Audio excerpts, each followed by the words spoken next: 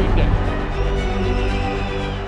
Barcelona জার্সিতে champions league অভিষেক Marcus রাশফোর্ডের, আর অভিষেকে জোড়া গোলে বাজিমাত। মাঠের বাঁ পাশে তার উপস্থিতি ছিল দারুণ জোরালো। প্রায় 4 বছর পর চ্যাম্পিয়ন্স লিগের মঞ্চে গোলের দেখা পেলেন ইংলিশ তারকা ফরওয়ার্ড। বার্সেলোনার স্টার বয় লামিন ইয়ামাল ছিলেন না ইনজুরির কারণে, তাতে হ্যান্সি ফ্লিকের একাদশ সাজাতে একটু বেগ পোহানো ছাড়া বিশেষ কোনো ক্ষতি হয়নি। নিউক্যাসলের ঘরের মাঠে অবশ্য প্রথমার্ধে গোলের দ্বার উন্মোচিত করতে পারেনি কাতালান ক্লাবটি। নিউক্যাসলের লো ব্লক ডিফেন্সকে ভাঙা দায় হয়ে দাঁড়ায় একটা পর্যায়ে। কিন্তু দ্বিতীয়ার্ধে রাশফোর্ড এলেন ত্রাতা হয়ে। মাঠের ডান দিক থেকে জুলস কুন্ডের ক্রসে হেডে প্রথম গোল করেন মার্কাস রাশফোর্ড। তখনও 1 ঘন্টার কাটা ছুঁয়ে দেখেনি ম্যাচের সময়। 58 মিনিটে এগিয়ে যায় সফরকারী দল। ইংল্যান্ড জাতীয় দলের কোচ টমাস টুখেল এদিন ছিলেন গ্যালারিতে। রুচি চানাচুর অরিজিনাল মিক্স, চানাচুরের আসল স্বাদ। ম্যানচেস্টার থেকে ধারে বার্সেলোনায় এসেছেন রাশফোর্ড। রেড ডেভিলদের হয়ে দুর্দশাময় দিনের অবসান ঘটাতে বড্ড মরিয়া তিনি।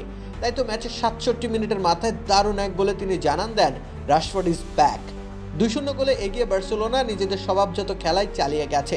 মধ্য মাঠের পূর্ণ নিয়ন্ত্রণ আর রাফিনহা আক্রমণে বারংবার প্রতিপক্ষের মনে ধরিয়েছেন কাপড়। স্রোতের বিপরীতে নিউক্যাসল তাদের খোলস ছেড়ে বেরিয়ে আসার চেষ্টা চালায় বটে। সেই চেষ্টার ফসল হিসেবে গোল এসে ধরা দেয় ম্যাচের 90 মিনিটে। কিন্তু তাতে আখেরে লাভের লাভ কিছুই হয়নি ইংলিশ ম্যাকপাইদের, বরং রাশফোর্ডের কল্যাণে 3 পয়েন্ট নিয়ে বাড়ি ফিরেছে কাতালান ক্লাব।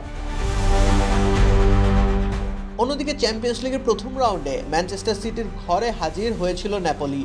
ইংলিশ প্রিমিয়ার লিগে পেপ গার্দিওলার দল ধুঁকছে। টেবিলের 8 নম্বরে ম্যান সিটির অবস্থান। এতটা নাজেহাল অবস্থার মাঝেও চ্যাম্পিয়ন্স লিগে অন্তত জয়টা তুলে নিতে পেরেছে পেপ ও তার দল। যদিও ম্যাচের 21 মিনিটের মাথায় 10 জনের দলে পরিণত হয় নাপোলি।